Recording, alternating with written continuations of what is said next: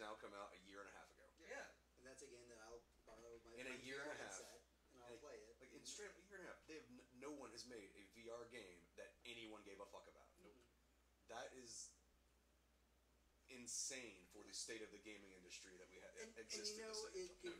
Horror could have been the one thing to really kind of help it, but there was a problem where when VR first kind of came back into the limelight, everybody announced a billion horror titles because they wanted to be the next PT, and nobody's really followed up on those promises. No, they have not. They've just like...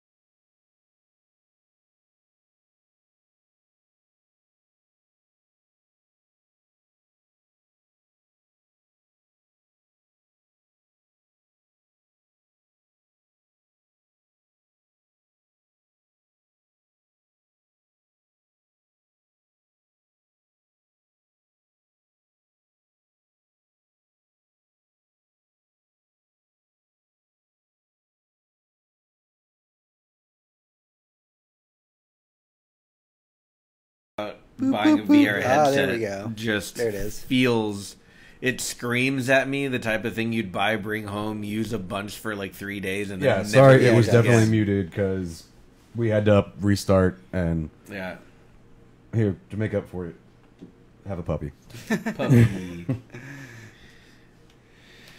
All right. Now that all our technical problems are... now we can actually test the fucking audio. Right. We got all this way just because dropping frames pisses me off, and it's going to cause fucking input lag on a stream. Yeah. On a stream that really shouldn't have any at all. No, we're barely taxing this. Yeah. You grab me another cider? You got it. Thank you. All right, now everything's fixed, now that we've rebooted. and fixed it. Thank you for letting us know the podcast was muted. We always get so many people in here, and they'll like drop in, and they'll just like sit there and stare at us. They'll never say like your podcast is muted. I can't hear you. Are you guys talking about something important? Because we don't. The recording program, it basically it's hard locked. It knows line is what I always want. Right. It doesn't change. But this, because Discord and everything's integrated with everything else, fucks up every single fucking time. I wonder if the people who pop in and like realize there's no audio if they think it's like some kind of avant-garde thing. Like, are these guys doing an audioless podcast? That's so cool. I don't know, man. We're in Austin. Like, I bet you there's somebody out there doing some shit like that. You get like a tastemaker to pop in here one day after smoking too much and just be like, this is awesome. This is the best. Here's 1 million followers. There's a podcast talking about the news, but they don't talk about anything. What does that say about us as a civilization? And we're like, dude, our mics were just off. Right. Like, what do you do if you can't like hear the podcast, man? Yeah. Yeah, no. It was we try to make sure that everything's functional when we get started, but Lord knows, technical problems happen. It's at least once every 3 months. Yeah, something has to be just dumb for one episode. Absolutely. And it's almost always on I was doing really good at my game, and it took an extra 5 minutes, because like, it's not going to be today. My extra 5 minutes is going to be the 5 minutes where I'd fuck with it anyway. No, it's always that one day. Mm-hmm. So all right. Aggravating. I'm not going to listen to it that much. I'm sure we look fine. Yeah. We sound fine. We do not look fine. We haven't looked fine for a long time. Hey. Like fat old white people. We are hot AF. And one Hispanic person. That's right. Who's also fat. Yes. Still. I don't know. A little bit. You're getting fat white guy. Just by being with us. Yeah. No, it rubs off. It totally does. All right. So we're good there. Mm-hmm. Nothing's fucking up. Doing that. You ready to go? Yep. Good to go. Yes, it did. Cool. Never gonna play that. Between C2E2, GDC, and the Google streaming announcements, it's been one hell of a news week. Adventurers, gear up for an all-new episode. It's a little sad that Google didn't have a fun, letter number thing. I know, right? It's like you got... Google's over there fucking up the names of everything. That's all they've ever done. Google is terrible at naming things. The fact that they name themselves Google is stupid as fuck. Well, because they misspelled a word. They literally... Was it Gogol is what they misspelled. Yep. All right. And that's what's fucked up. They're not even Googling more. They're Alphabet. And they still don't know what the fuck they're doing. And why would you name a company that powerful, Alphabet? Because Amazon started with an A. Who knows? Who knows? Oh, it's Google has their head up their fucking ass. That's why. Greetings, adventurers, and welcome to the show. We are the Surly Nerd, your one-stop shop for geek news that might have flown under your radar over the last week. I'm your host, James, and sitting across from me is the producer of this fine show, Tony. Hi. Doing well today, Tony. You're very excited. You're very high energy. I was waiting to the prelude part to talk about things. So and then we'll just get to that. We'll get there. And with us, as always, our third chair host, Hector. Howdy. All right, if you're new to our show, welcome. This week's Boss Room is a discussion about the new Google Stadia. But before that, we have a recap of all the nerd news that's fit to rant about for your ears. Don't forget that you can keep connected with us through thesurlynerd.com, where you can follow us on all social media platforms and even donate to the show. Every penny donated goes right back into the show that we make for you every week. Now that we've gotten the intros out of the way, let's head right into our prelude. Hector is the MVP. The MVP. Did any of y'all do AggieCon this week? God, I haven't really done a con in a long time. I haven't gone to AggieCon in good 15 years. I would say the last big con I went to was probably OwlCon. I used to actually put on the large scale 80-person Call of Cthulhu games at that particular con. Man, that sounds cool. AggieCon's always it takes fun. about a half a year for us to write the script, get the props and puzzles together. It's a huge effort to put labor out of love. It is absolutely a labor of love, but I wouldn't take it back for the world. Getting to run LARPs, running the Vampire the Masquerade LARPs as long as I did, I never did those out of some sense of obligation. I love being a storyteller, and getting in and being able to do that is just one of my favorite things. So I have to decide if I'm willing to spend the $75 to go out in the woods and play Vampire. Oh, that LARP! I know that LARP is going to be intense. Okay, so this is actually the second year. Yeah, this is the second time they'll be doing it out here. We didn't know about last year's, but. Go out in the woods and do the Northern European version of Vampire the Masquerade. Yeah, it's a version in Texas. It's a version of the Vampire the Masquerade LARP in which you have to sign consent forms and stuff because you can toss each other around. And all right, it gets rough. I can dig it. Yeah. Speaking of, did you put that in the notes? Speaking of Vampire the Masquerade, yes, we are going to be talking about that. There's a reason why we're discussing that. It was because of the person that we know. Yes. Yeah. All right, let's jump in. It's not a bad idea. I could work on that. We should just we're always open to suggestions. We should buy a song from Zoe Blade like all the cool YouTubers.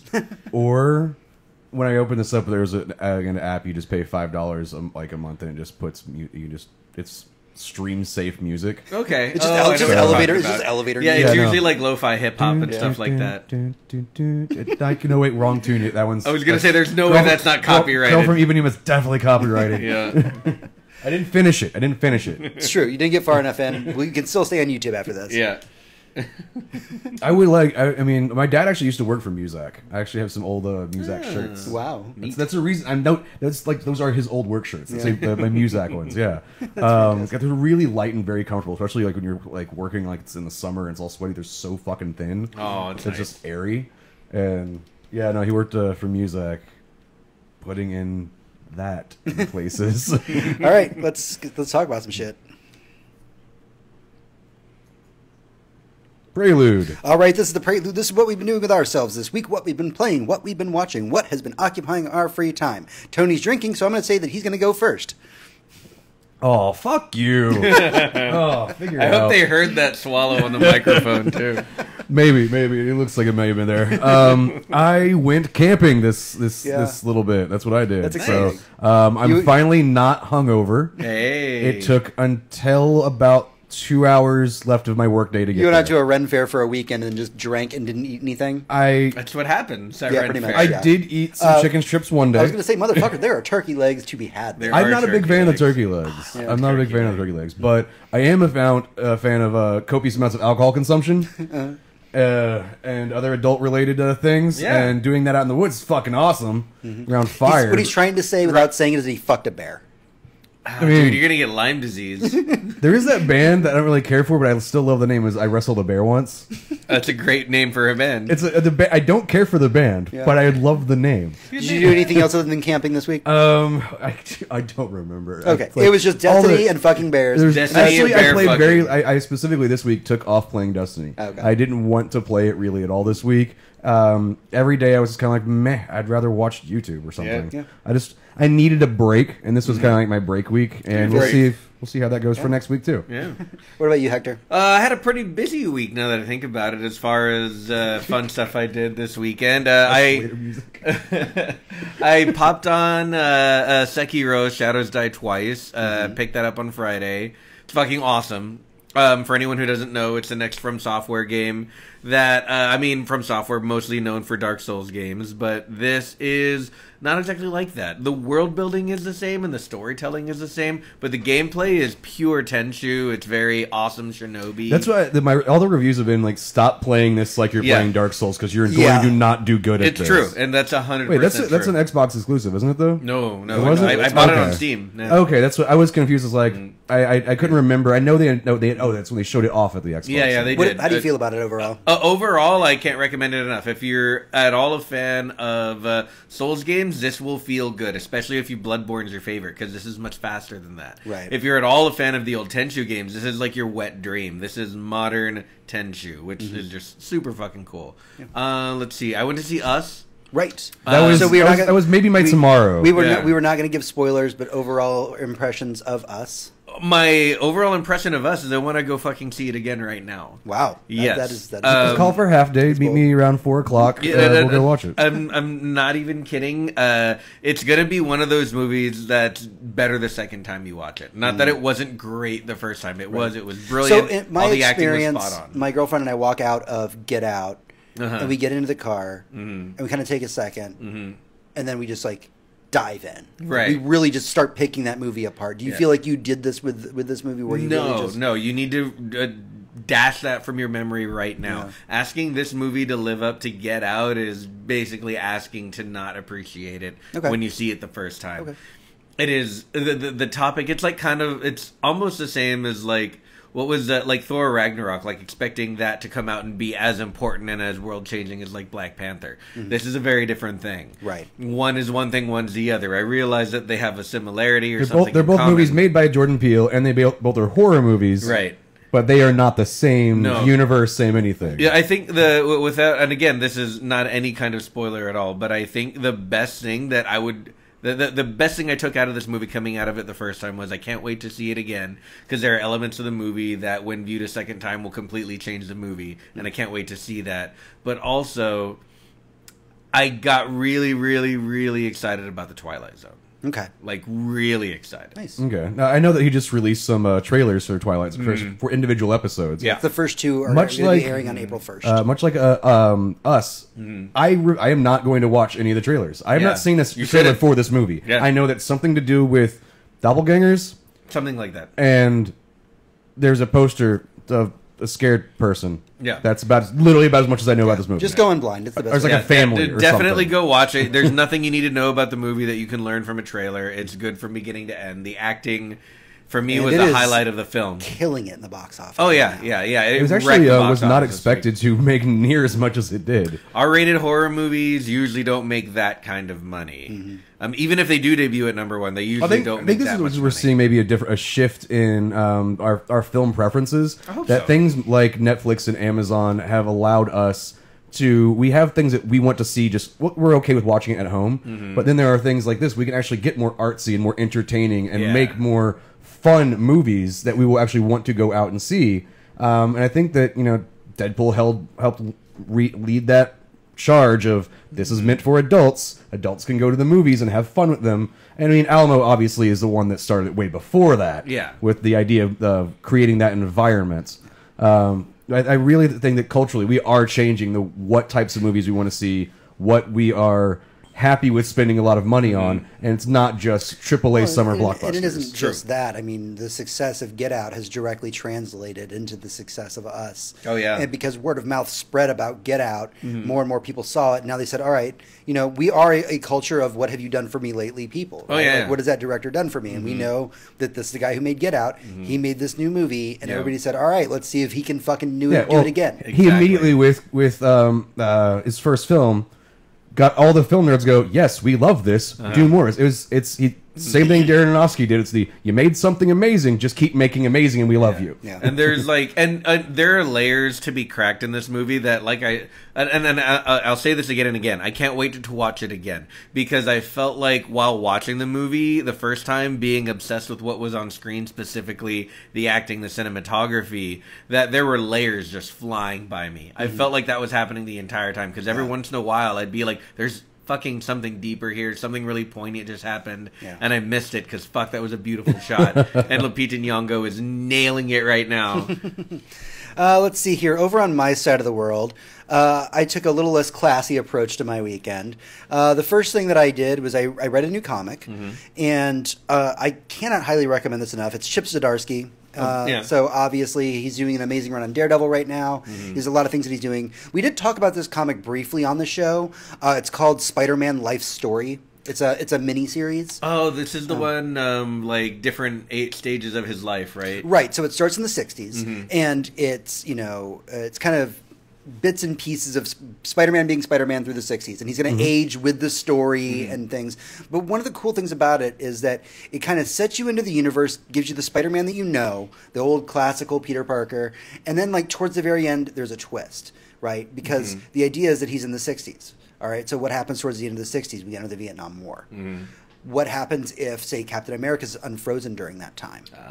Where does Captain America fall in terms of morals and ethics with what we're doing over the Vietnam War? And I won't spoil it for you, but it has a very insane ending of what Captain America does, and you're just like, okay, this is the ride we're going on, Chip Zdarsky. That was dark. Let's do this. Okay, that sounds awesome. I just kind of wonder how much, because I haven't read this yet, just how much influence, specifically there's a scene in The Watchmen that would have influenced that. Sure, yeah. Because they're taking archetypes in Watchmen and put them in a war that was very much not put into comic books. It is very different. It is a very different reaction than what happens in Watchmen. Okay, because it'll say the comedian basically is just lighting everybody on fire, and he's super okay with that. It is very different. And not Superman just annihilates everybody because he has no conscience whatsoever about humanity. So that's the Spider-Man life of #1, Chip Zdarsky.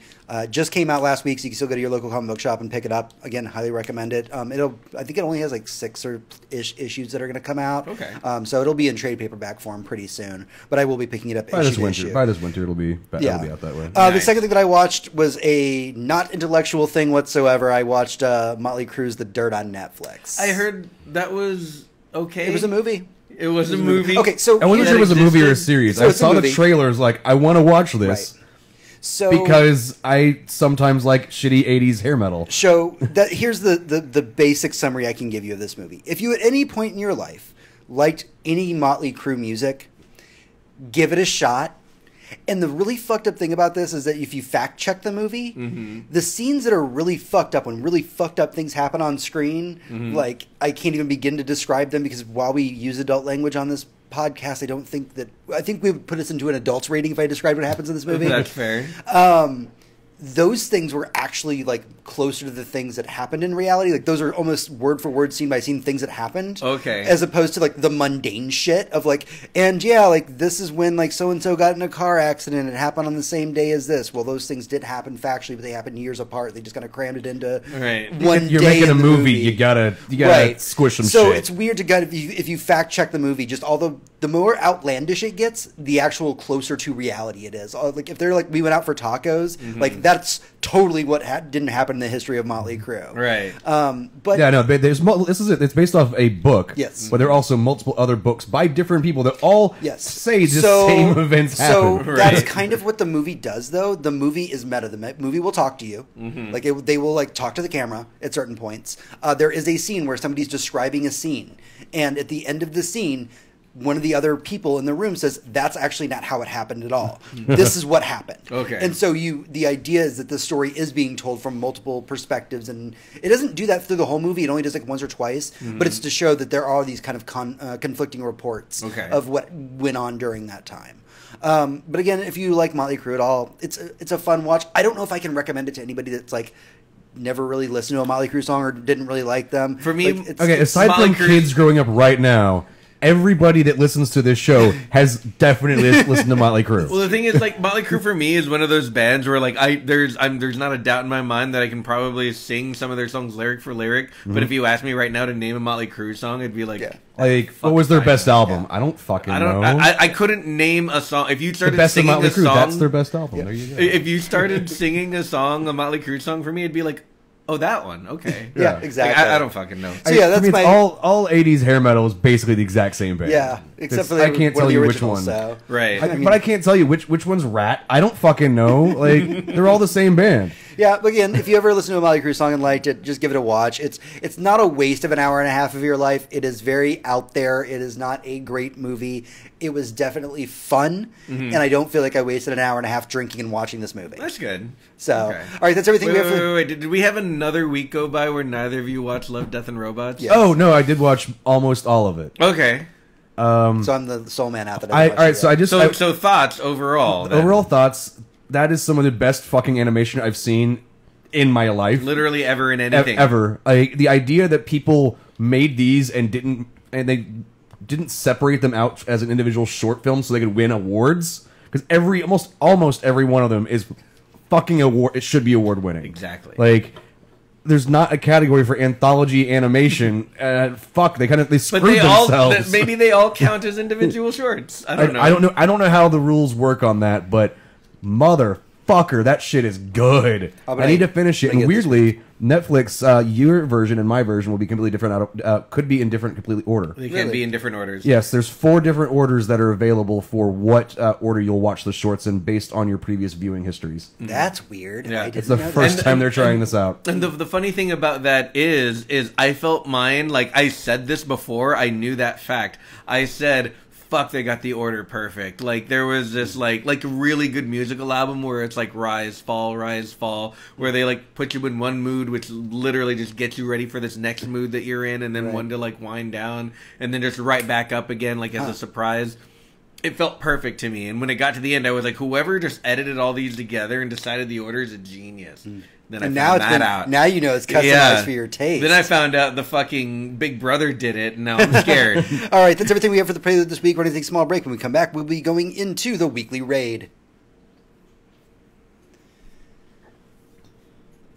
Yeah, I'm still deciding how I want that text-wise to be on there and stuff. That's on my finishing to-do list or to start list is the There's a lot of good stuff coming onto Netflix, and Sabrina season 2 is like days away. This weekend, like on Friday, I think. It's your binge for the weekend. Oh yeah, for sure. I just the season 2 of the OA just came out too. Yeah, I didn't see the first one. Okay. It's a wonder. I really like it. It's an interesting and very progressive show. It's very interesting, and then you get to the last episode of the first season, and go, well, that's just fucking stupid. You're looking at this summer will be Stranger Things. July 4th. Is literally 4th of July. 4th of July. It's the easiest one I can tell you. I don't know when. Well, we can plan our viewing party. We know about it months in advance. What are we doing the 4th of July? Getting drunk and watch. Actually, you could sound like the big bro in the room every time. It's like, "Hey, bro, what are you doing for 4th of July?" He's like, "Bro, I'm totally holding an awesome rager over my place for 4th of July." Yeah. It's like, what are you actually doing, bro? We're getting drunk and watching Stranger Things. Yo. I will have already watched all of it by about 4 in the morning, and then I can actually go to a 4th of July party because that's what I'm going to do with my time. Yeah. Yep. That's I your know time. Well, this that for way a you fact. can have the show on and not be upset that No, we're all it's so that drunkenly raging I was about going to it. say he could just get really drunk at his friend's 4th of July party and then spoil a show for fucking everybody because that's what Tony does. Oh, yeah. I don't spoil things for people. Does Drunk Tony? Maybe sometimes I don't know. We're two different people. Yeah, it's like I don't know. I don't see what I don't talk to him. It's the Jekyll and Hyde over here, man. Do you think we remember the same thing? Give them the dog button. Yeah, dog button. I'm just gonna spam it. Spam dog button. Spam dog button. Now we can watch it slowly on the other chat go up. That's awesome. All right, let's do second dog button. Second dog button. Nice. And if you're a what is it? Subscriber, you get the dog button. Oh yeah, dog button. Yeah. I don't know how you. I don't know how you get it, but it's a brand new feature that we just did this week. So welcome to it. I don't know. So subscribes and stuff. I guess. Yep. All right. Pluralize things wrong. Emojis. Not how you say shamey. Yeah, we're going to be watching Game of Thrones as soon as it comes out. So. If I asked you to stop politely, would you?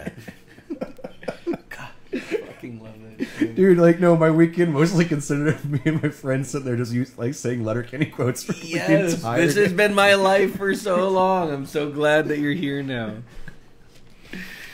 You can sit there and fucking quote Letterkenny for a week and not laugh. I mean, you can take it down by about 15% there. Scroll down. Take 20-30% off there. Cool. Yeah, we're gonna be watching Game of Thrones probably like the day it comes out. It's the only time I order HBO Go. It's almost time to buy the HBO Go subscription again. Yeah. Or Apple has a whole thing for $10. You get all kinds of shit. Apparently, how about we don't do that? Literally refuse to buy Apple anything based on principle. Anytime somebody at work's phone messes up, I'm like, well, "Is it Apple, right?" And they're like, "Yeah." I'm like, "Why?" They're like, "Well, that's why it's broken." Go with Android. It fixes itself. Yeah, I love the idea that they got trotted out Spielberg's name as hey, on our streaming service we've got a Spielberg. After he just said, it's didn't he just shit all over streaming video as a lower art form? I don't think you need Apple TV for it. I think it's going to have its own app and all this other shit. Correct. No, it's you subscribe to it. And you can put it on whatever the fuck you want. They'll make an app for everything. Mm-hmm. They have to if they're going to try and make any kind of money off of it. Yeah. The only reason it looks good is because they combined HBO, Showtime, and something else for $10. Well, cool, but I mean that's just them eating the cost of that because those subscriptions are $30 altogether. Yeah.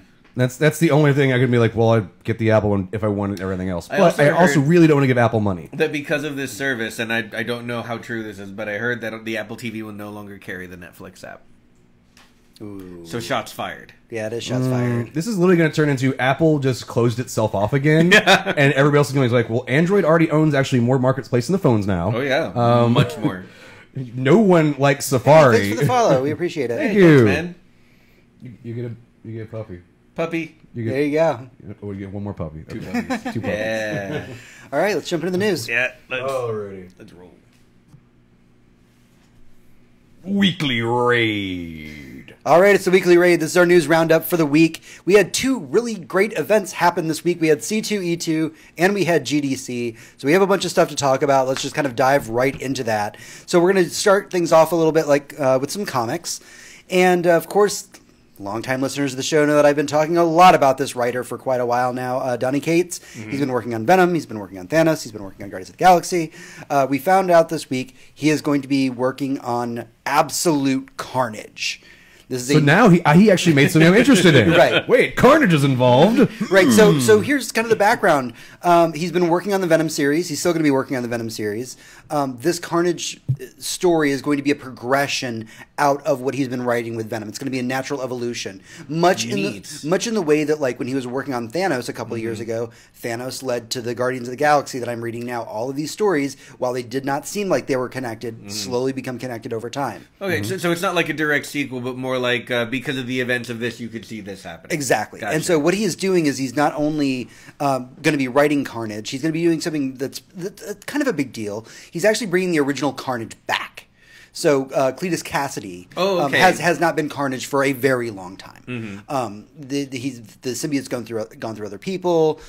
Basically, been used for different things, and it's just Carnage has always been shit going on. Yeah, but there's also Carnage has always been literally the bastard storyline of the symbiote universe, and I feel like this is finally Carnage coming back to the spotlight. Yes. So what we've got is a situation where he's going to take this character that he loved, because he loved the Maximum Carnage storyline growing up, He went ahead and moved forward and said, all right, how would Carnage be now? And then he gave them the base storyline, because there's, over the last years, I'm going to try to give a little brief history for y'all. Mm-hmm. There was originally one symbiote, Venom. Right. Then there was two, Carnage. Then there was a bunch of symbiotes. And then at some point, just everybody in the Marvel Universe got a fucking symbiote. I don't know. Just everybody just throwing around symbiotes. And it's entirely the fucking video game's fault. Right. Because they came out with the video game and they made all these symbiotes, and Marvel's like, you did what now? A lot of that was based around Venom Lethal Protector. Yeah, which is storyline. This is just kryptonite all over again. Right. So, it got all confusing in the 90s. What Cates is doing is he's bringing back Cletus Cassidy, and the only story point that we have for this is that the original Carnage is back, and he's going to be hunting down anybody who ever wore one of those suits. Neat. And he's just going to murder them. That's what he's going to do. Well, I mean, that's something that it's the Carnage symbiote is finally back to the original batshit crazy person that deserved it to begin with. Right. It's coming home. Yeah. And that to me is amazing. So we've gotten it's been like tottered around before, but this is like me the first time I feel like it was gonna be a full ginormous arc. And just somebody who loved the Maximum Carnage storyline. Yeah, I mean, like in the garage right now is my Maximum Carnage like individual issues as I got them coming out as a kid. Okay. So it was my true. I love Spider-Man, and that was like the first crossover thing that they made, and I fucking loved it. And it was a special anniversary of Spider-Man thing. It was awesome. Yeah, also in the world of Marvel Comics news, we had kind of the general announcement of what the slate of big comics are for Marvel over the course of the year. Okay. So one of the things we've talked about briefly in the past was how Marvel's not doing big major crossover events this year. What they're doing is they have like an event that really takes place within one storyline comic that will bleed possibly into other comics, but not in the way that a Civil War does, right? Civil War says all writers have to stop writing their material and write nothing but Civil War for the next year. Yeah, it's not the Avengers versus X-Men or the giant X-Men event that killed off like literally House the of entire M. House of M. It destroyed everything in the Marvel universe. Right. Happily not getting those. Right. We've said that for years. Well, to be fair, House of M really was limited to just the mutants. It was a mutant-only storyline. Yeah, but either way, those giant events like that, where you couldn't just pick up X-Men. You had to pick up X-Men plus this, plus this, plus this, to even make sense out of the thing. Right, and so what they're doing is that they've got War of the Realms coming up in April, and that's kind of the Thor-based story that's been really in the works for about 10 years, and a couple of other writers and artists said, hey, we'd totally like to be a part of this thing that you've been working on for 10 years. Like, you can be in Spider-Man for an issue or something for War of the Realms, but it's not a mandatory, like Civil War, you have to cross over deal. Right. Then in July, we've got House of X and Powers of X. 2 new titles are going to be coming out. I can't really go too much into these, because if I do, I'll be sitting here for 30 minutes explaining everything that's going on in the X-Men comics right now. Just know the X-Men are fucked, and this is going to be them coming back to power.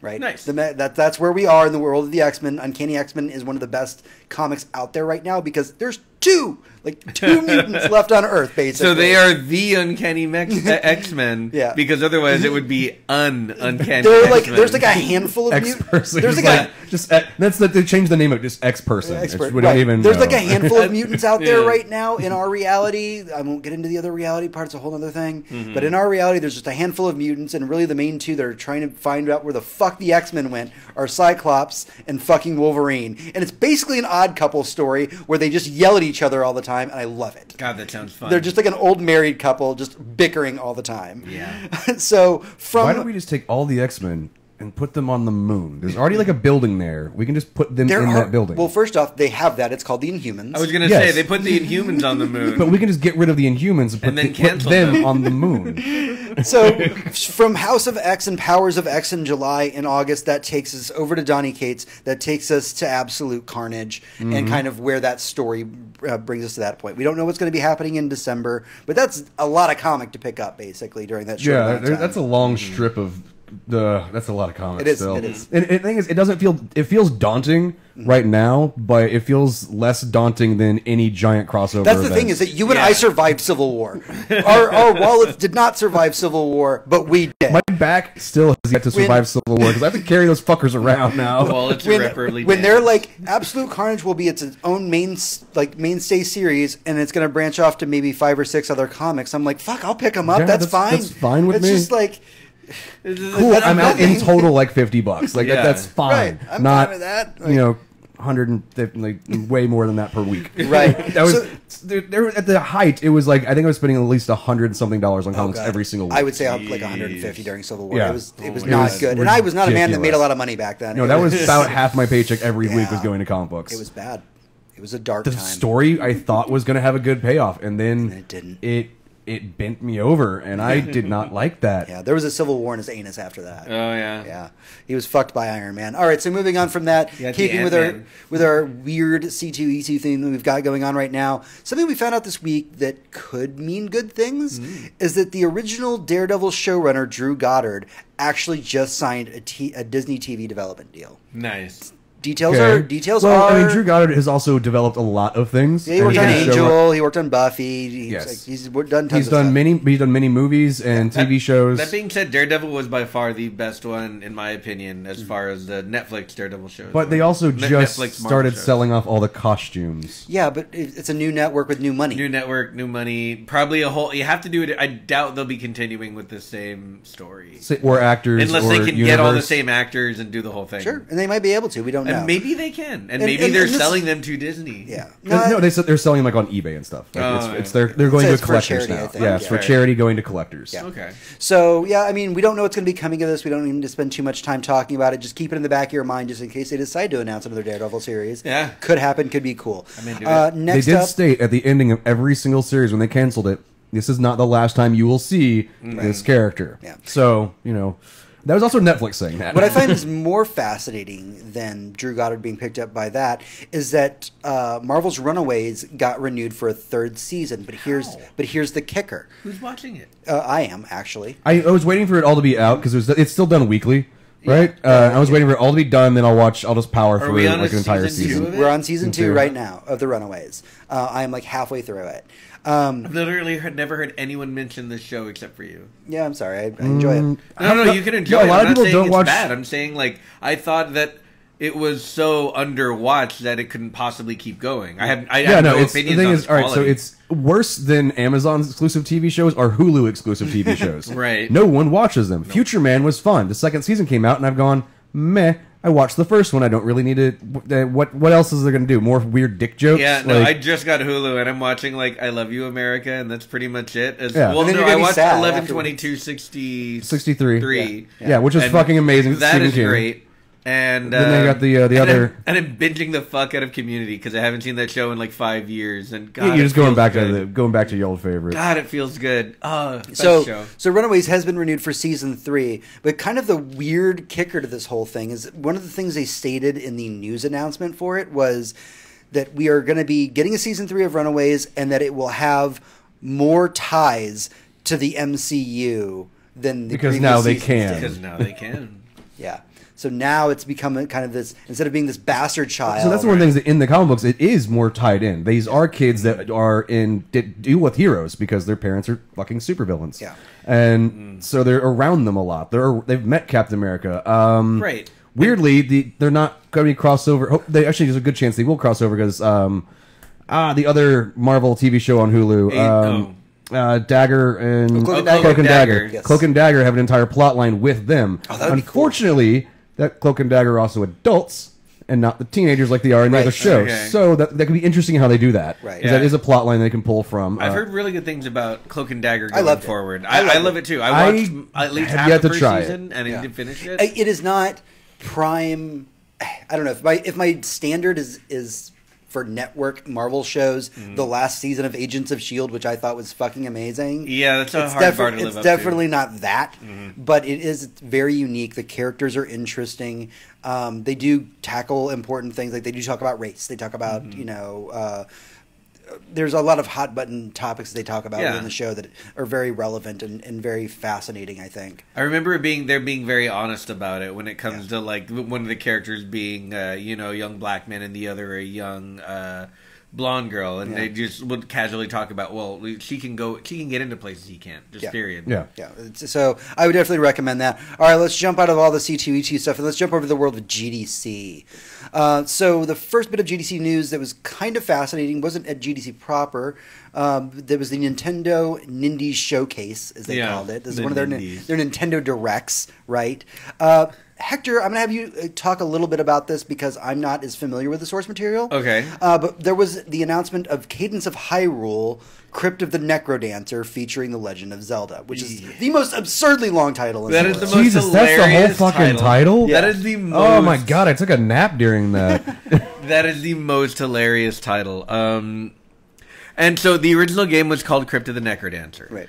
It's a wonderful game that is like we see so many times these days, a roguelite dungeon crawler. Mm-hmm. But the twist is that it's actually a rhythm game. Okay. With all original music, and it's kind of a square setup as far as you would think like a tactics RPG, except it's not. It is a strictly rhythm game, meaning you move once per beat, and every song has its own BPM, and every song is a level. So you have this dungeon, and you have the same song playing for that level, and every beat lands in the center of the screen, and that's when you can move. And as long as you keep moving on beat, if you miss a beat, your multiplier dies. If you keep moving or attacking on beat and never miss a beat, your multiplier keeps going up.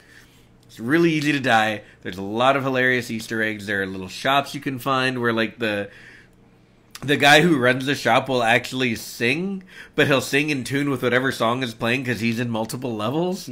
So it just and it's all really abstract and cute and cartoony. So like you'll be getting a song for the level, and you hear like a oh, and like at a different level the song will be different, and he'll sing differently, but he still always sings in tune with the beat. He doesn't want to fuck you up.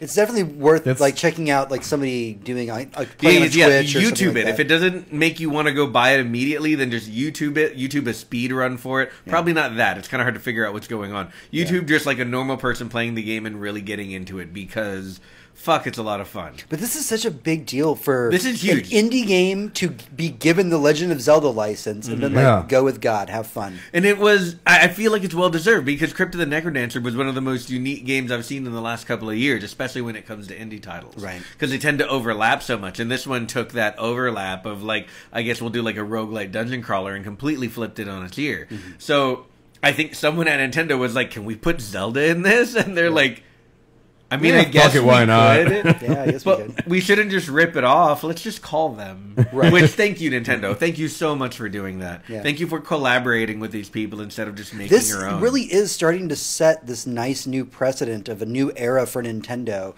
The Bowser era of Nintendo, as one might call it. The Bowser era. That we are currently in. It's the year of the Bowser. Right, year of the Bowser. Now that, Doug Bowser is now working as the Nintendo of America. Most fitting, but, weird coincidence ever. It's exciting and also scary. It's like the Reagan You generally don't want Bowser in charge of things because that's how a princess is in another castle. Yeah. But then not only did we get this really cool like Crypt of the Necrodancer news, we also found out that Cuphead is going to be getting released on the Nintendo Switch. Yeah, which I mean, why wasn't it? Like it's a perfect because fit. Microsoft paid for it. Right. Sure, but I mean, I got it on Steam the day it came out. Nintendo can get it. Well, and it was always the rule with Cuphead that it wasn't going to just be like an Xbox exclusive or anything like that. It was That's true.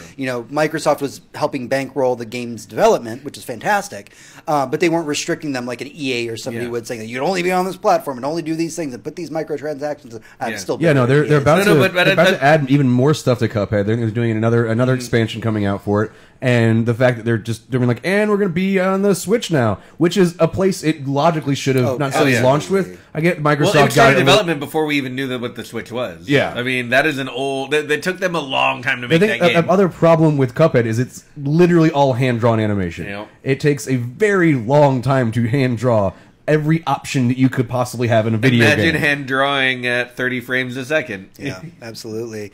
So one of the biggest surprises that came out of GDC was actually the game that won Game of the Year. Because everybody was kind of banking like, hey guys, I mean Red Dead Redemption, kind of a big deal. Kind of won everything already. Won everything, guys. God of War. God of War takes Game of the Year at GDC. Well deserved. Like, and it's not that Red Dead didn't walk away with any awards. They definitely walked away with some. But for it to God of War to beat that out, and considering it's kind of amazing because like they both deserve the title of Game of the Year. They both are that great. They're both monumental. And it came down to like small little things that just like annoy me in a game. And God of War had one that I just feel like is like makes it not going to be as good, and it was that the text on most HD screens was way too tiny. They fixed that within like a few days. You could not read it. I had that too. They fixed it within a couple days. Yeah, no, everybody had that problem. It's like, wait, it says I don't fucking know. I can't read that. It's like 2 pixels tall. Yeah. But once they fixed it, it was fine. But once you're playing God of War, all you have to know is boy. Yeah, you just know boy. You know the back of Kratos. Press X to boy. And you know Atreus' voice. And oh god, so here's why I agree with that decision. More and more, all of our AAA games are becoming giant open world, just the expansiveness of everything, larger and larger. And like all the kitchen sinks from other people's houses. They're just all into this game. I hear that Red Dead Redemption actually has highly detailed kitchen sink genitalia. Correct. Well. Yes, and they actually expand and contract with the weather. Wow, that is amazing. Or the heat from the pipes. Yeah. Well, again with the weather. But the difference between, say, like a Red Dead Redemption, which was a truly excellent and hugely massive, graphically gorgeous, open world, not quite RPG action adventure game, like every Assassin's Creed, even the Witcher games, if you're talking about 2 and 3. Yep. But, I mean, you get a lot of open world experiences. What you don't get a lot these days are very tightly, well-directed, single corridor, amazing story games that open up here and there to give you the illusion, but for the most part, you're on rails. And the entire time from beginning to end, you never notice or care. Right. That is kind of a lost art. Something that I hadn't seen in a game since pretty much The Last of Us was that tightly focused single-player experience from beginning to end. And we are in an era right now where a majority of people are saying, and I would say publishers mostly, saying that tight, focused, single-player stories don't sell. Right. Well, specifically EA, Activision, Ubisoft are saying... What they mean to say is they don't sell loot boxes. Yes. Right, they don't sell loot boxes because the game fundamentally is not designed around that type of environment. Why would you even want that in your game if your game is just someone's story from beginning to end? Maybe hire 5 less people and just say no loot boxes and charge me $5 more, and you'll make more money. Right. There you fucking go. We figured out the answer again. I honestly wouldn't want to be in that room when that decision was coming down, because it came down to Red Dead Redemption and God of War, and they were like, "Fuck! Like, how do we? What do we do?" Right. Well, that's the great thing about GDC's getting Game of the Year award. It's not just like 10 people. It's hundreds and hundreds of game developers came to say this. And they are developers. Right, exactly. Which is why I wouldn't want to be in that room, because we are all nerds and we all stink. And it would just be foul to sit in that room while that vote was going on. I feel like once you make that much money, you hire someone to tell you to put on deodorant. the great thing about the system is it's on a piece of paper. You mark a checkbox, and that's all you're fucking doing. Right. Like, you're not debating this with anybody. You're just answering I would the debate question. this in my heart, Tony. Oh, yeah. And that's why you're going to get all sweaty and smelly and weird. Yeah, pretty much. Which is why you're not allowed there. You know what? They asked us to come back to GDC, but by the way, they thought we were very nice people the last time we went. We were when we went. We are not anymore. We were when we were sober. I'm wonderful when I'm drinking. There's a lot of partying at GDC, guys. It's crazy. But yeah, I mean, this is for God of War to get this. It is very important. But I mean, obviously, Red Dead deserved a ton of awards too. So it's literally just a back and forth. Like everybody, it's the 2 games that won the Game of the Year for everything. This is the year. I think this is like 2007 at the Oscars, where like There Will Be Blood came out the same year as No Country for Old Men. Yeah, and everyone's just like, fuck, what do we... Like, you're literally making us choose between, like, our 2 favorite kids. Here's Best Director, and then here's Best Picture. Now here's Best Leading Actor, here's Best Supporting Actor. Y'all just stand in the middle, and we'll throw all the statues that you pick from the pile. Honestly, divide them up evenly and call it a day. We have 53 of these. We have to give 1 to somebody else. Well, you didn't... Neither of you won Best Foreign Language Film, so don't even fucking start. Okay, so our last little bit of news for the weekly raid this week is something very near and dear to at least my heart, and that is Vampire the Masquerade Bloodlines, the worst kept secret in all of video games. Well, it is in the fact that the game is much more further along, and it's not the game that we thought that it was a year and a half ago even. Yeah. Like, it's been changed so much over this period of time. We're all like, oh, there's going to be a new vampire game, but every time there was a hint about it, it was a different thing. Yeah. And finally, now, we have a definitive. There's video proof of what the fucking thing is. Yeah. And it's just more of the old PC game. Right. So there was. I'm super so if you're not familiar with Vampire the Masquerade Bloodlines, it was a action RPG. The best way I could describe it is if you ever played the original Deus Ex, or maybe even the more modern Deus Ex, it was very much along that lines. It was based around White Wolf's Vampire the Masquerade system, and it literally translated those rules into a game form, but it had the open world, the branching storyline options. Right. Your humanity plays a big role in it. Like the more of a vampire you are, the more fucked up you get, and the more the world changes around you. For anybody listening, a good idea to get a good idea in your head of what this game was, if you're not familiar with it and how old it is it came out and was on the same engine as Half-Life 2. Right. That was a while ago. That was definitely a while ago. But it was a game that shipped broken. Yeah. Broken and over time, people who loved this game fixed it. Basically, they ran out of money. They just had to put it out. And then fans started modding the game. And they were like, oh, well, let's start at the base level and just kind of fix the game and fix its glitches. Right. And then as they were digging around and fixing the game's glitches, they said, hey, there's all this weird code that I'm not familiar with. What do you guys think? And they found like quests that had voice work and everything, and they put those back in the game. And after all these years, all these mods, like Vampire the Masquerade Bloodlines is like just an amazing game to play start the to fact finish. that like there was like a new mod for this release like 3 months ago. Like that's the level of dedication people love this game. And you know what? One of the people on our Twitch channel actually just mentioned this. So when you play Vampire the Masquerade Bloodlines, you have to pick your clan. And I could sit here and talk to you for hours about them because I ran these LARPs for like 10 years. Yeah, I played this way too much. But specifically, the Malkavian clan is a clan where everybody's insane. And if you pick of varying degrees, and if you pick this clan within Vampire the Masquerade Bloodlines, the entire game changes. Yep. It's like picking the stupid option in Fallout, basically. Right. All the dialogue's different.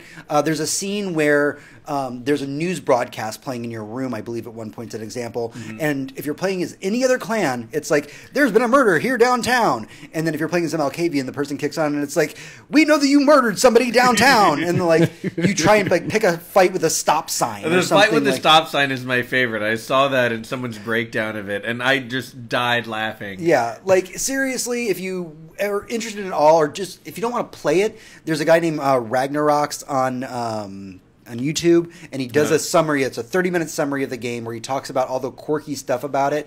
It's so worth it. So that being said, we don't know if there's going to be alternate Malkavian dialogue for this game.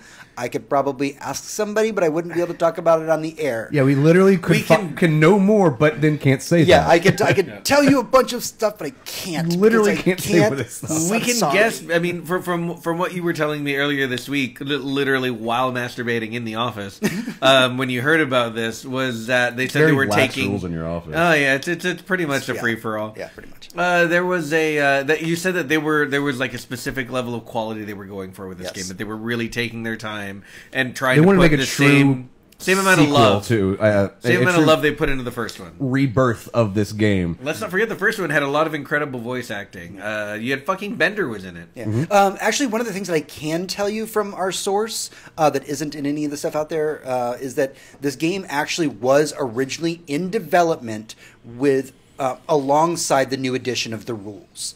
So, so what was supposed to happen was what happened was 5th edition Vampire the Masquerade was supposed to come out the same time as Vampire the Masquerade Bloodlines. They were developed in tandem with each other. But what happened was they got deep into Bloodlines and said, it's good, it's not perfect like we want it to be. Okay. So 5th edition got released, and now they're saying, now we can show Bloodlines 2 because we've polished it, we've cleaned it. And if anybody who's played the tabletop or live action versions of the new version of Vampire, it's better, it got fixed. They fixed all the horribleness that we hated whenever they changed the rule system. And it's back to the good state. Nobody talks about building a video game off of a good working RPG is just good math. I mean, literally, you need the math set up in the RPG before you can make it to work in the video game. And video games just take longer to make than a pen and paper system because you can write an idea faster than rendering 3-dimensional objects and adding voice acting and everything else to it. Way more complicated process. And this is not coming from this company does make a lot of money, but it's not like all of their money is going right back into this one project, so they can spend millions and millions of dollars on it. You have to, and not to like I was telling you in the office, Hector. I'm excited for Cyberpunk. I am got a raging like cyber boner for Cyberpunk. 2077. I'm pretty sure they'll eat like 2077 hours. I am of my taking life. time off of work to play Cyberpunk 2077. But that being said, getting the announcement of Vampire the Masquerade Bloodlines 2, like that's it. Like that, I'm calling out that week. That is done. You know, like Cyberpunk, I might take like Thursday, Friday off for. No. Bloodlines 2 is like the week after the Friday it releases. Like I need time to play through it as multiple characters. I need to like play as different clans. I need to like just be intoxicated the entire time and then like go on a bender. Like I need to do all of the things, and at the very end, like come back and do this podcast just crying so in love with it. You're just like literally telling like a couple of different really epic stories as if they happened to you personally. Yes, but they're just all your Bloodlines characters. Exactly. Yeah. That's what I need to go. I can guarantee that's what we're going to be doing that weekend. And weirdly, our chat just gave me a great idea for our porn parody of Cyberpunk. It's going to be Cyboner 2069. Cyboner 2069. Okay. Nice. So thank you for I might just need to change that into like, I need an AIM. Why can't I miss AIM? I was like, I'm going to go make that my AIM screen name real quick. Oh, I can't do that anymore. This is the end of our weekly rated. It's our news roundup, but hang with us. We'll be right back in just a second with our main topic for the week, and that is the boss room. You're way short on time on this, just so you know. That's fine. I was just letting you know that we're like under 30 minutes. It's the new show format. We're doing good. I thank you for puppy bombing, by the way. That makes me very happy. That's exciting. Bomb. Yay, puppy bombing. Could you give me another cider, please? Yep. Thank you. I need to get another drink as well. Would you mind grabbing me? I don't really care whatever the fuck's in there. Alright. There's the one that looks like Christmas beer, but if you look at it, it's not a Christmas beer. Like it's Dog really... emote is best emote. What even is that? It's the new Austin Beer Works. What is it? What type of beer? I think it's a hazy IPA. Okay. If you want to give it a try or whatever. So our main topic is gonna be about this Google platform. So expect this to be real boring. Alright. I'm expecting us to for 30 minutes to go. Wait, how do we pronounce it again? What is the name of it? Is it the Google saliva? I don't know. I keep calling it. I read it as like stevia, and I can't Stevia? I literally can't read it as not stevia at this point. Is it a sugar alternative? Yes, it's a sugar alternative. That is all I know it as. It's a gaming alternative. I love that he's Stadia. breaking it to Stadia. Staduti. You know that Tony can't read right. I don't know words good. I know this says Swifty, and that's why I got it. Right, yes. Yeah. You were like, this is something Rick and... Literally, it says Swifty. You're like, this is Rick and Morty related. I must put it in my mouth. Well, I mean, there's always room for Pickle Rick. There's always room for Pickle Rick. That is the theme of the show, I've heard. Somebody posted on my Facebook. It was a girl who had her breasts painted as Rick and Morty, and it's like, I turned this into boobs, Morty. Look, Morty, we're boobs. It's like, oh, it's so that good. YouTube console is a great way to describe what we're going to be talking about. It's going to be crazy. It's going to be interesting to see how it all. Yeah, no, it's. I mean, we're just waiting on Hector to quit touching his dick, That's and right. He always has to stop and like touch. he always got to stop and touch his dick. I mean. How are you guys we literally were calling it the plural of stadium before we before we were live. We're like, I was going, how the fuck do you pronounce this? That's what Hector said. Yeah, that's the plural of stadium. For those of you that have been around for a while, how are you guys digging the new show format? I know it's a lot different than what we used to do, but I feel like it's a little more conversational, a little bit more fun. Yeah, no. Earlier, somebody asked if we could, live comment on whatever, whatever question you might have. It's a little bit harder to do still because we are recording a podcast. Yeah. But if you comment, if you comment about what we're talking about, we will definitely include your comment. Like that's one of the reasons we changed the show format was that we really wanted to get in there and be able to, say whatever commentary you have for us. You just have to be relevant to the conversation, what we've got going on at hand. So, kind of asking us, hey, what's your favorite what's your favorite dildo while we're talking about Game of Thrones? We can't answer that. Yeah, this is called Invisible Hand. I will read you the description because they always make really fun descriptions on the back of their beers. He's not done touching his dick. Maybe. Our hazy IPA is bursting with tropical aromatics and juicy flavor. I really want to put your mom at the end of that. But no fruit was added. It's just hops and yeast working together to create this beautiful hazy baby. Do not shake. Do not shake it.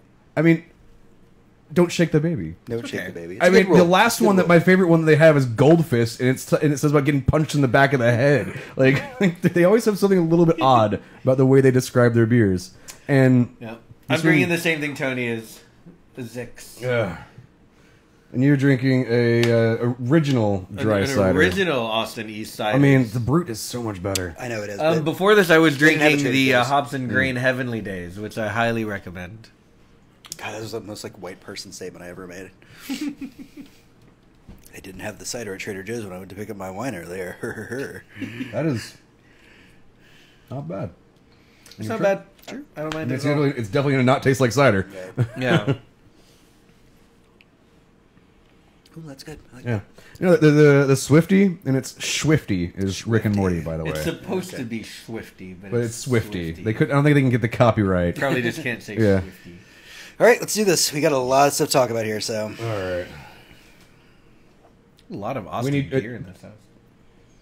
What? We need what?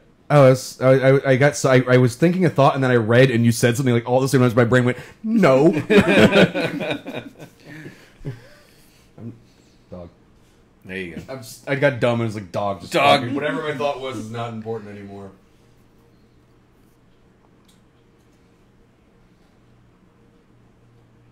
I forgot what this thing's called. Boss fight? Boss room. Boss room. Good done. Yeah, I'm just gonna use that one. That's good. Let's do a do-over on that one. Had you been like boss room, and then immediately we started into it, it would be perfectly fine. I mean, just being like, what? This is what it's like watching a podcast live, guys. It gets absolutely. Yeah, I know. It's mostly just us fucking off for it's mostly the us equal having amount of time that we're recording. We have one too many beers and we forget the names of our segments. Yeah, and then we just dog emote. Yep. Okay, I can just keep doing that. It's fun. It's fun for me. I got a button. It's got the picture on the button. I went out of my way to do that. Okay? That's fantastic. I could even move it all the way, I think, over here. Wow. We can all press the buttons. Wow, that's Don't dangerous. all press the that buttons. That is precarious. Yeah, I'm not giving you the power of pressing the buttons. As a producer, I should never. When it has a Geralt of Rivia like face icon, I'll press that. It could happen. You almost said this. You almost. All right, let's do this thing.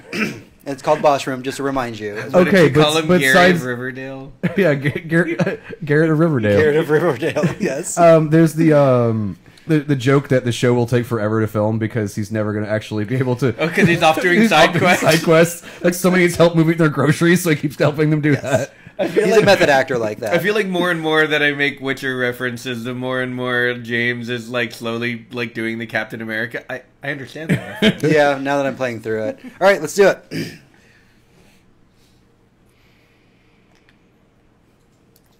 Boss Room. Hey, adventurers, welcome back to the show. This is our Boss Room. This is our main talking point for the podcast, sometimes related to the news, sometimes not. This week, we are going to be diving in to the Google Stadia. Just face first in the news is booty. Face first in the news is booty is what we're going to be doing. So this was Google's big reveal on stage at the Game Developers Conference. So for the uninitiated, you may be asking yourselves, well, what is this Google Stadia that we're going to be talking about? What does Google have anything to do with video games? Why is Google at video games, James? Let's talk about that. So what is Stadia? Stadia is a cloud gaming subscription service operated by the multinational technology company Google. It is capable of streaming games in 4K resolution at 60 frames per second with support for high dynamic range to players via the company's numerous data centers across the globe. It will be accessible through the company's Google Chrome web browser, the service integration with YouTube, and it will have a state share feature which will allow viewers of Stadia to stream and launch a game on the service in the same state, Jesus, that's hard to say, as the streamer, and has been used as the selling point for the service. Now that I've gotten that all out of the way, what the fuck did I just say, Hector? So, if everything works correctly, you can take any Google-enabled device, which is most of our smartphones. The good people here in the United States who don't have iPhones, we have a Google-enabled phone for the most part. Anyone with that kind of device, anyone with a tablet that is a Google-enabled device, anyone with a TV with, say, something like a Chromecast built-in, which, I mean, mine does, and I bought it within the last year or so. And most out of the three, Chromecast is the one I hate the most, though. Well, Chromecast Roku works better. The Amazon works better. I, for the most part, use an NVIDIA Shield, and that's how I get down, and I hope I'll be able to get it on that because that is an Android device too. That being said, I spent too much time on the Android devices. On any Android device capable of streaming, you will be able to look up a video game, press a play button, and instantly begin playing the game. It will be run on hardware much more powerful than you could ever fit into your home, and streamed to you across the internet. Hopefully as latency free as possible, which we're getting some pretty decent numbers in our like half-assed preliminary tests that cannot be done in a lab environment at this point. Yeah, the thing is, no matter how Google tests this, they have to wait until it gets in people's actual hands. Right. Well, no, Google doesn't want you actually testing it yet, because what they've said so far is you have latency akin to what we're seeing now with something like the Xbox streaming game service or PlayStation Live. Just right around those numbers. PlayStation Now. PlayStation Now. You say PlayStation Now, Xbox doesn't have a game streaming service. They have a game downloading service. It's around the corner. Yeah. I know that there's something that you can do on Xbox that lets you stream a game from one place to another. There's the one where you can stream your game to your PC, your console to your PC, or your PC to your console. So we have those numbers hard and fast from Digital Foundry, the YouTube channel and website devoted to this type of thing. Right. And we have solid numbers from PlayStation. Now, they did their best to get numbers from the GDC demo at Stadia, and they did what they could, but they seem to be about that same latency. So the even more boiled down version is you load up your Chrome device, you Google Doom, and then you hit play, and then you hit play, and you start playing Doom. So that okay from beginning to end. One second, like the high resolution, not the searching for it. The idea of I can look up any game and hit play, and I can play it. Right. Is absurd because you know how many games there are. No, of course it is. This will be games. Obviously, if you look up a game like Doom that is on the Stadia platform, it'll just be probably enabled in your Chrome browser or wherever you browse for things. However, if you looked up, I don't know, like Game 23. Yeah. In an imperfect world, say you looked up Crypt of the Decro Dancer and it wasn't available on Stadia, there wouldn't be a little play button next to it. So that's the reason why, like, we gotta add these addendums. Like, Google didn't just magically make every game available in a controller. Right. They did not do that. You can't get Hentai Crush 2. You can't get this at all right now. So that's a good. This product is also coming in the future because the product is not available yet. But they're saying that we'll have it before the end of the year. The Stadia is essentially a platform like Steam, right? Where one goes, and if you subscription based, right? We're not 100% sure about that yet. Okay, we do not know what it'd the be pricing weird if it wasn't, is. but so they haven't announced the it yet. longest. You did a very wonderful job going very fast, explaining the information we know.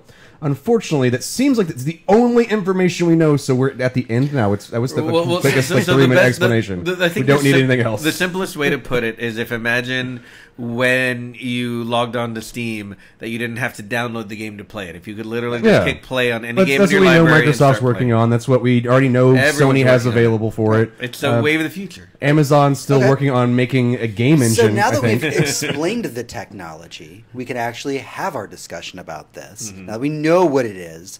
So that brings us to the first question for the panel is why does the Stadia matter?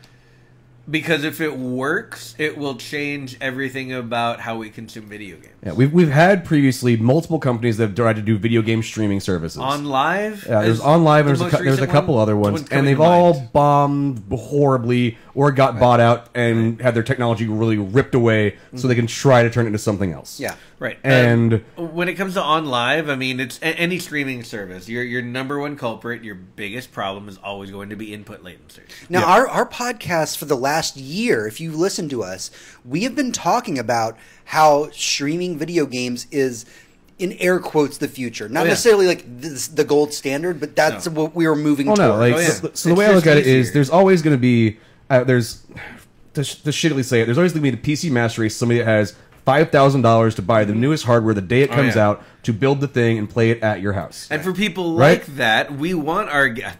For people like me, we want our games installed locally so that I have, like, when you play Hentai Crush 2. Oh yeah, I need instant transfer times. I need low latency monitors. Absolutely, you gotta run that NVMe drive. I need a wired connection so my controller literally reacts before I press a button. You want Waifu Simulator 2000. Waifu Simulator and my Foof.me drive. Right. Look that up if you feel like it. But I think we all know without having to look it up. Maybe don't do that at work. There's some podcasts. Don't look that up at work. There's some podcast people who may not know what that is. I can hear Will laughing in the future right now. But that being said, yes, there's a lot of people willing with more money than like the good sense God gave them, who will spend way too much on their hobby, which for me is computer gaming. Will always be a factor. But for everyone else, there's now multiple layers. We're gonna have to get into this because the current layer goes people who spend way too much money on a computer. People who spend a decent amount, about the same as a console, and get basically the exact same results as a fucking console. Right. We know in the future, or from leaks, that things like Microsoft's being like, well, there's going to be 2 versions. One seems like it'll be it runs at 4K 60 on your system, or you can stream it for way cheaper, but for like a monthly fee. That seems like where the future is going. This is Google's answer for the cheapest of cheapest options to have access to these games without having to have the ability to run them. And it kind of comes down to what your feeling for ownership is, because I like paying for Spotify. I don't get to own any of that music. I get to pay them. I get to lease that music every month. Yes. I'm super okay with that because of the sheer amount of music that they have available. And that's the main talking point that I've been hearing since the Stadia announcement. It has been, do we buy the games one by one? Well, I guess, but what happens if the servers go down? And that's why everyone thinks it's going to be a subscription-based model. Because if I buy games from fucking... also means they have to bring up servers for old video games on their system so they could have the interconnectivity, which is going to be way more complicated. If you Google the list of abandoned Google services and products, it's miles and miles long. Oh, yeah. My favorite one that still pissed me off was perfect. Their RSS reader. Google's RSS reader, literally the most perfect thing they ever created. They said, fuck you, and deleted it off the internet. Fuck you, Google. Okay. So the reason that I bring that up right before James moves on is that if you're buying games individually and then the Google product goes under, you will it's a streaming service, not a download service. You'll basically lose access forever. That's why people are pretty much believing at this point that it will be a subscription service. Right. And I agree. I can see that. I know that when this whole announcement happened, Hector, you and I went out for lunch, as we often do at work, and we kind of talked about what we think the business model would be. And you were definitely in favor of, I think it's going to be subscription-based.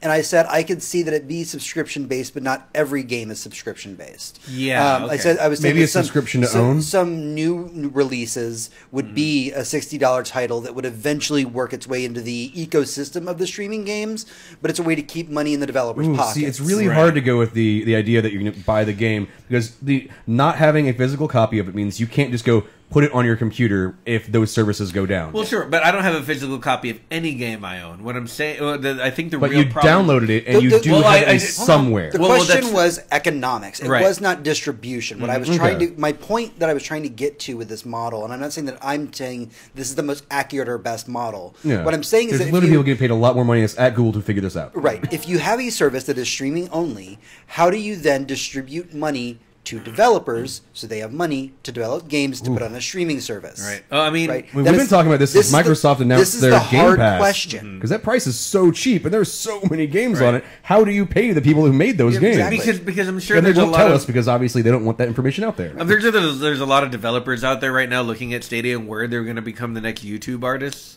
The next people, like, hoping that they get 1 million people to, like, watch their videos so they can get 5 cents each off of each one. I mean, if I was a developer, I would Twitch and YouTube. Not want that to be my life. The idea that you would have to design your game around the number of people you want to grab how many people we want to have one person play it, but them stream it so you can get the revenue but from like that. Per hour, I guess, or maybe per minute, however they decide that works, because most people now who play video games do not finish them. Dumb. So we need to not have it. This hypothetical world that Hector and I were talking about over lunch, and a baked potato that was too obscenely large. Mom's a baked potato that's too obscenely large. We were sitting here discussing this, and I said, this does have one positive side effect. If it is a just streaming service, right? If there's no other things. Yeah, if it's insert amount of money per month to stream a game. What this does in this hypothetical universe is it makes indie developers be able to kind of rise up more than they are right now. And it begins to make AAA developers have to cut back their costs because they're not just getting piles of money thrown at them by a publisher. Right.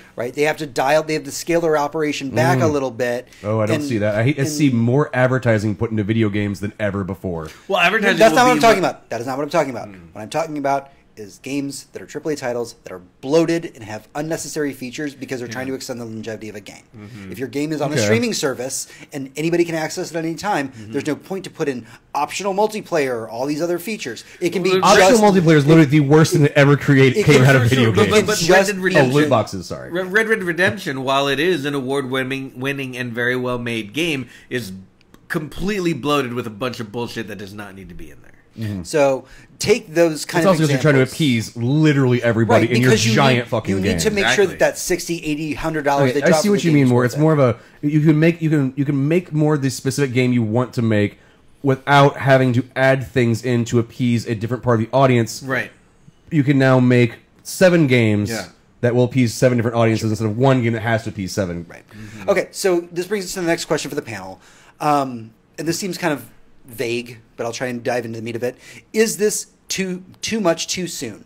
Are we, as a society, ready to look at a platform in which you do not have to go to a GameStop, a Walmart, pick this up and buy it? And I know that doesn't apply to our panel because we're literally already going, I buy things digitally. We're all for a digital future. I have a comment on that because, I mean, I have a pretty well thought out answer. Obviously, the three of us in here, we're ready. But we're privileged in a lot of ways that many people in the country aren't. You are the most privileged Mexican I know. Well, you know it. Because we live in Austin. You can't say those things. we live in Austin. I got flustered.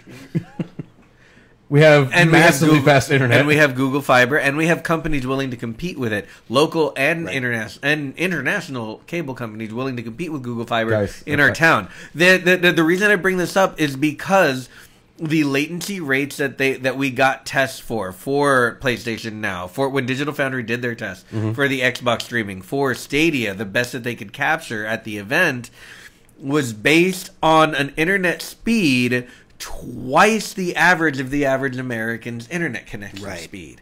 And that's the dirty thing that we're not talking about. Yeah. Right. Our country is lagging so far behind the first world when it comes to average internet speed per person that we might as well be a third world country. Yeah, no, it is. We have the worst infrastructure. Literally, we created the internet, but we have the worst infrastructure for it. But because we created it, we're built on the oldest version of it possible. I mean, we're not a political podcast, but I mean, it's capitalism. Also, it's all of our cable companies have been like, why would we do our upgrade anything better? Whenever we need when you're getting the same amount of money? Yeah. My question is because we all have Google Fiber.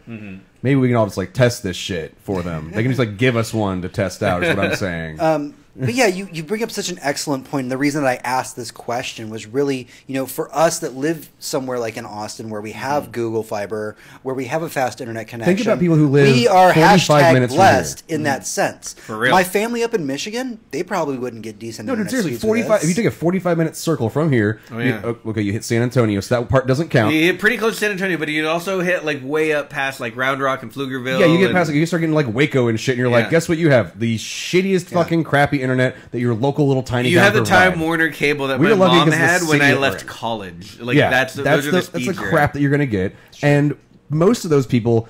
I talk to them regularly. I play with these people on Xbox Live a lot. These are my friends. We have rural friends. Tony has no other friends except for on Destiny. It's a fact. I have literally no friends. Okay, we've done this. Okay, fine. Fuck you. Made me feel bad. Fuck you. Fuck you. Fuck you. All your fuck you. No, you missed my point. You missed my excellent point that I was going to make because you decided to be a dick now. Fuck you. You have now fucked yourself. You have now fucked yourself. You've tried to pick on me about. Never mind. But I think that I do know where you were going with that though, because a lot of your friends that are on Destiny aren't in places like Austin. No, I know almost nobody else that really lives in a city. Right. Even people that are internationally, people I know that in Canada or Australia and shit, they don't live in a city. They live near-ish one. Right. And their internet speeds are not good. Yeah.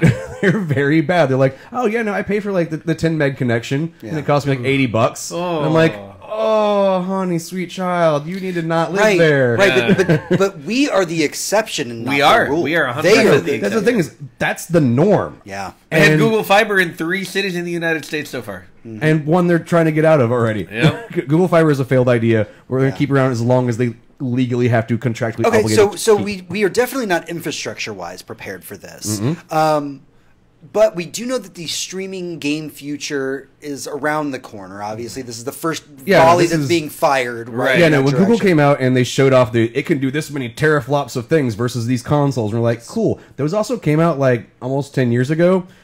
And if you compare that to a graphics card released this year from an NVIDIA, it doesn't equal shit. I think that the example that they used is it was more powerful than an Xbox One and a PS4. They did not specify PS4 Pro. Or Xbox One X. Combined. Oh, yeah, no, but by teraflops, yes, 100% beat that. They had machines that were doing what those 2 machines couldn't do combined. Server farms can always do that. Of course they can. But, you know, it has 0 input latency. The Xbox sitting on my fucking counter right next to my TV. Let's talk about the volley that was just fired by Google here, right? Mm-hmm. When we talk about this as a concept, as a platform, let's take technology out of the equation in the sense of infrastructure. Right. Let's just forget about that topic for just a minute. What can other companies do? And when I say this, I mean the big 3. Your Nintendo, your Microsoft, your Sony. What can they do to keep up with this technology? Because right now, Google is the one that has the giant server farms. Yeah. Right? Can they compete with what this concept is? Well, it's 100% going to be. I mean, the biggest shots fired to me at the Stadia announcement was them literally putting in actual literal black and white, the power of a PS4 Pro, the power of an Xbox One X, and then just being like, lol, limp dick cucks, here's what we can provide. That right there set the stage for what we're about to see later this year, which is going to be our new hardware. And if it doesn't live up to that, if it's not even close, because it was more than double both of those systems. Right. So if their next iteration doesn't meet that threshold, Google's going to have a lot to talk about when it comes to moving into the next generation. Right. Okay, and even though, I know that it's not a fair comparison, and I know that it is an advertising tactic.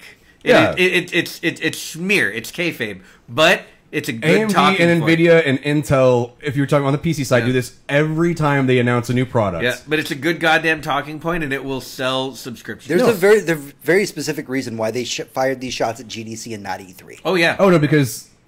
All right, so Google, so this is their first time really going into this. So they need to go to some place where it's more developer-friendly, more... I'll tell you where they went. They went somewhere where the audience didn't immediately yell at them when they announced it. Input lag. Yeah. Because that's what would have happened at E3. Because we're all gamers and we all know everyone would have left and been like, cool story, we're going to not do that. Yeah. And then Google would have been like, don't you guys all have fast internet? Don't you guys have fast internet? Don't you guys have fiber? Oh, you teamed up with Bethesda, didn't you? No, so we know this is something that is coming from Microsoft. Microsoft's xCloud has been announced. They have not given us any information aside from it. We make a thing called xCloud for gaming's future. There's a thing.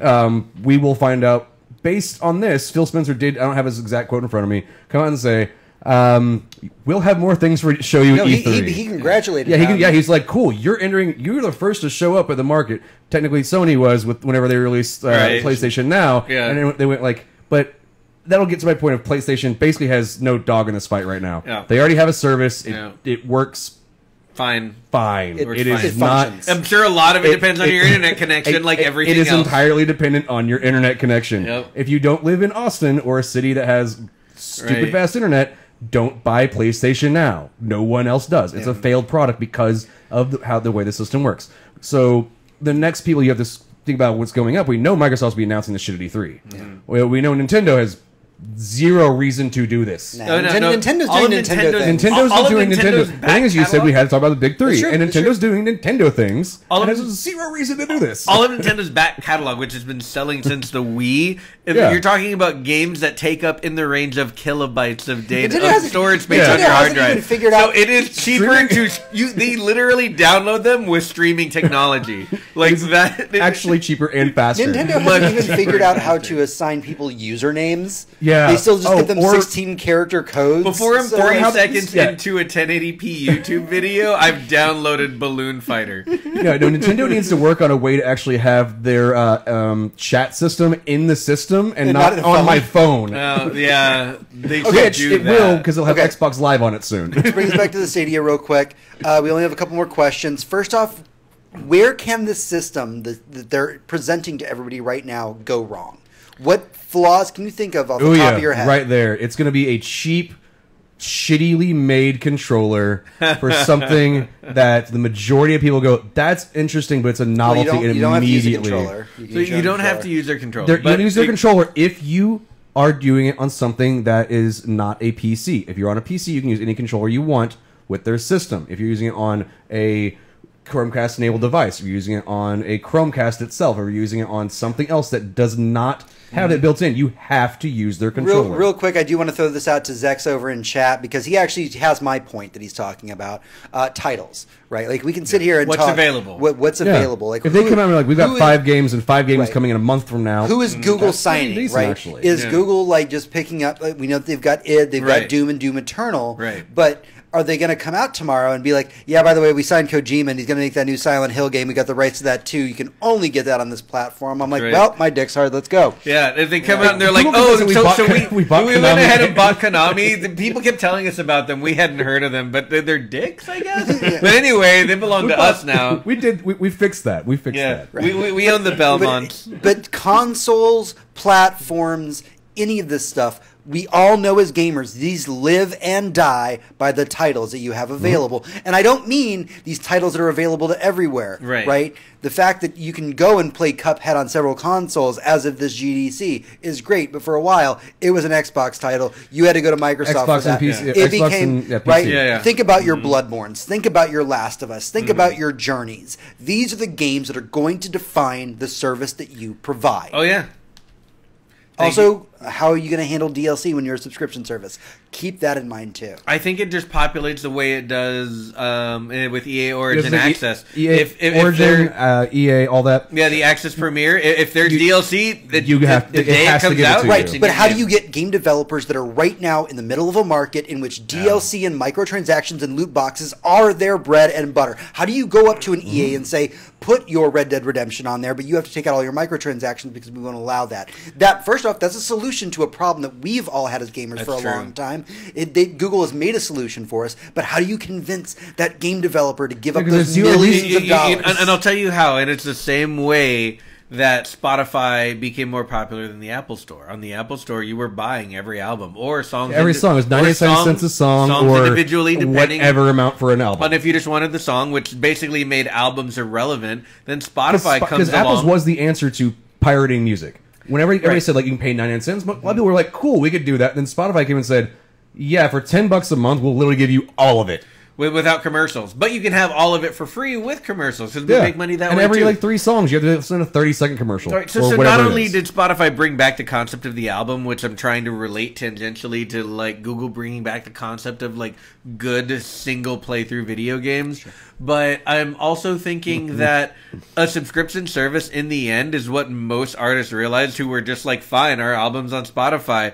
They realized that they make more with that subscription service with maybe 100 million people listening to their song once. It's an overtime, right? Rather than... It's pennies over time and not dollars. Rather than on the Apple Store, like, you sell 1 million copies of your album. Friends, 1 million the TV show Friends is in syndication fucking forever. They're literally going to never run out of money from that show. Right, so 1 million people bought your album once. Cool, you sold 1 million copies of your album. But 100 million people streamed a song from your album over the course of 3 years. You made more money that way. Yeah. Right?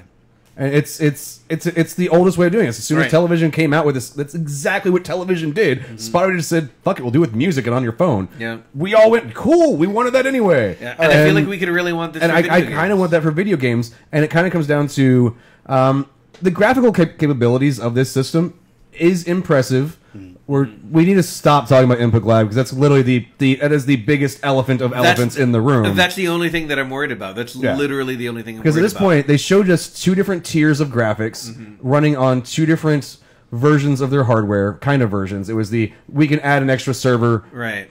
and you'll have to pay more for that. And I get that. That's fine. But it comes down to, is it a subscription fee, or are you going to make me pay $90 for this video game and make it look better? Because that's kind of fucked up. Right, and the graphics, I mean, the graphics aren't what bother me. If you know what, if you can stream to me 1080 at 60, that's better than I get with a lot of console releases of video games, at least in this generation. Right. So I'm cool with that. Input lag is literally the only thing I can think of that will kill it, because you know what you cannot do with half a second, with 500 milliseconds of input lag? You can't play Cuphead. You can't play Cuphead. No, you can't play anything that requires... You can't play any precision platformer. You can't play any precision shooter. I couldn't play Apex Legends with that much input lag. Yeah, think about trying to play fighting games. Yeah, I mean, if Brooklyn was here, I'd be like, try and play Street Fighter with, like, you know... Like, I'm amazed that, like, the way the fighting game community works online and the input lag just between the two people playing works as good as it does. The entire Smash Brothers Ultimate subreddit, like half of those posts are about how shitty it is to play online. And it's not because Nintendo's doing a bad thing. It's because that game requires so much incredible Twitch key input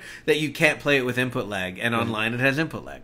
And then that's just the reality of the technology. And that's the thing is, like, I was trying to say we need to get away from that elephant, but that elephant at this point has taken up so much of the fucking room. To me, it's the only thing that unless this comes out as a, like, it's $2 a month and you can play any game you want, I'll be like, cool, I'll pay $2 a month, and then it turns into Ouya. It's I'll pay a little bit of money to play a few games because it's the only ones that I can, because the technology won't allow me to play anything better than that. And then the service goes away. All right, so that takes us to our final question for the panel for this week's episode. Now that we've got all the news out of the way, now that we've broken down what it is, just as honestly as it can be, are we at all hyped for the Stadia? You have the Ouya also. I would love for the Stadia to be good. I would love for it to work. I think it would be a very positive step forward for the gaming industry. That being said, I 100 will not believe in the Stadia until I put my hands on it and test it myself. I know, this needs to be... I couldn't trust a YouTube video on this because the frame rate of the camera is different than my eyes. And even down to the news articles that were coming out as I was writing up the news for this boss room, there are conflicting reports. I was sending you reports all week. Like, this there are a lot of conflicting reports. Google has been very bad about giving everybody very wrong information all over the place. Like, that's the reason I can't really believe most of the shit that's going on with this. At this point, I know there's a controller coming out that will connect into a service that will play streaming video games and have something to do with fucking YouTube. At this point, that's the only 100% information that I actually know because of everything that they've misled all over the place.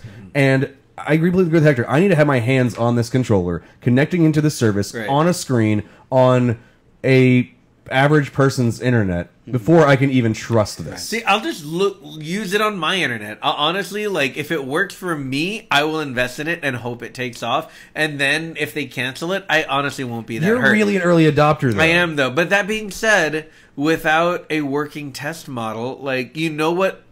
There's this so much that I'm willing to give for a cool video game subscription service that will give me all of the games I want that I don't have to download. But that price that is too much to pay is a whole half second of input lag. That is too high a price to pay for my video games to come to me conveniently. So this is as a gamer.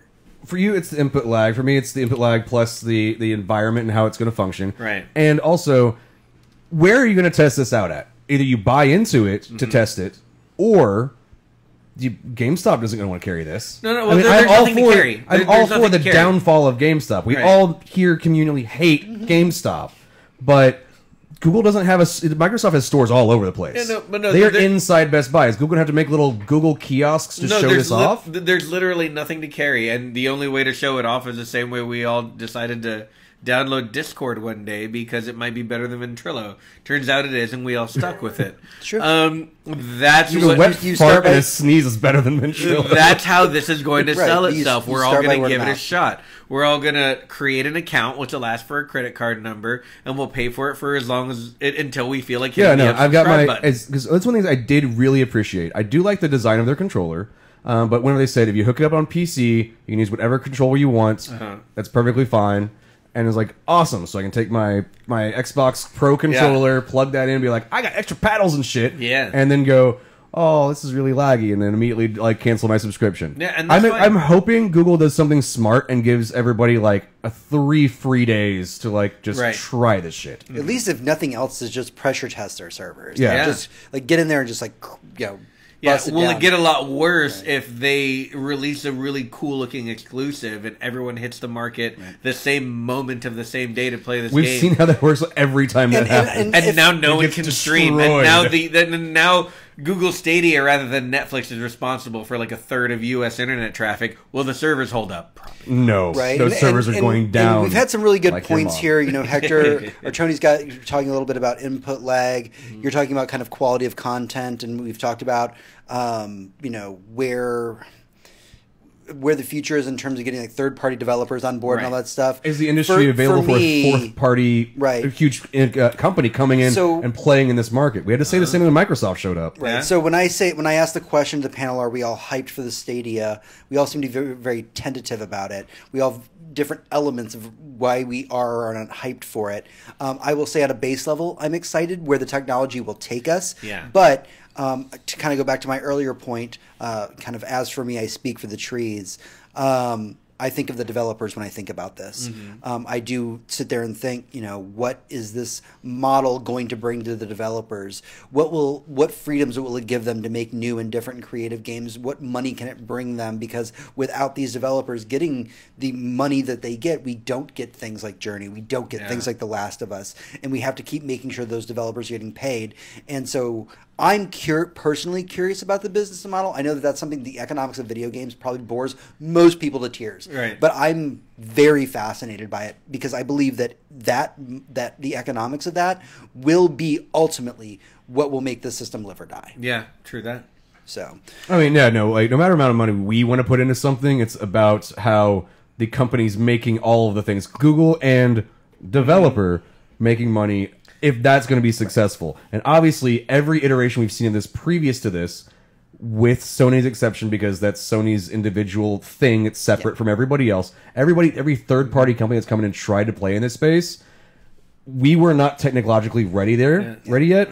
And right now, it kind of is the are we ready at this point? Right. And there's this saying when it comes to new technology. It's kind of like in baseball, it's bad luck to call a perfect game before it happens. Mm-hmm. Even if you see it coming, you're not supposed to say it. Yeah. In software, we like to call it just works.